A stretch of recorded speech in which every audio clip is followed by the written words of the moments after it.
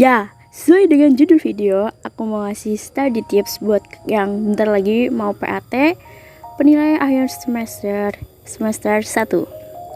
Oh ya, aku ngasih study tips ini berdasarkan pengalaman aku dan aku tidak bermaksud untuk menggurui kalian dan ya, oke, mari kita mulai.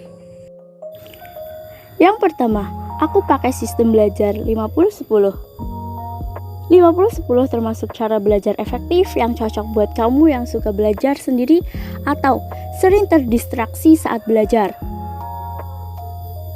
Sistem belajar ini adalah salah satu metode favorit dalam belajar karena itu membuatmu fokus dan belajar selama 50 menit dan istirahat selama 10 menit. Mengatur diri dengan cara ini memaksamu untuk belajar 80% dari waktumu, bukan setengah-setengah ya.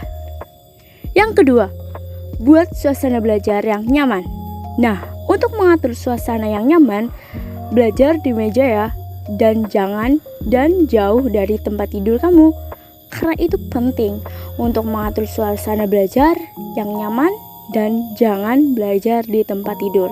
Takutnya nanti kalian tidur, jadinya tidur nggak jadi belajar. Sering banget. Yang ketiga, merangkum pokok pembelajaran. Kamu tipe belajar yang mana sih?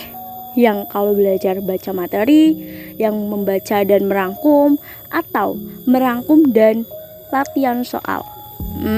Tipe belajar yang mana nih? Kalau aku pakai sistem belajar merangkum dan mengerjakan soal. Karena kalau kita merangkum, kita juga otomatis membaca materi dan latihan soal untuk mengasah otak kita. Sering banget nih yang mungkin baca materi doang tanpa ada latihan soal. Ubah ya sistem belajar itu. Keempat, metode mempersingkat atau memodifikasi menyerupai nama sesuatu. Jelas di sini cara memudahkan kita hafal materi yang sulit.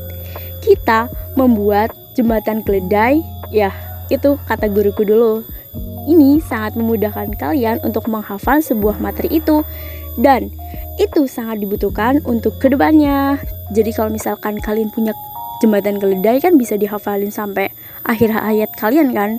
Mungkin sampai kuliah kalian juga masih hafal kalau punya jembatan keledai masing-masing. Kelima, belajar dengan rutin. Nah, kalian tipe yang belajar rutin atau tidak nih? Atau waktu PAS yang belajar doang? Atau yang beda lagi nih? Tenang, kalian bisa ubah sifat buruk itu menjadi lebih terarah.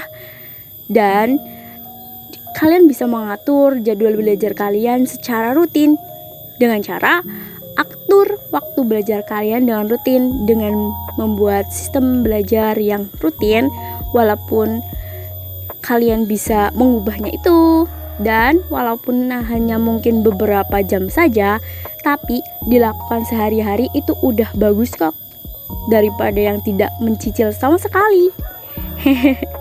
Nah, itu dia study tips dari aku.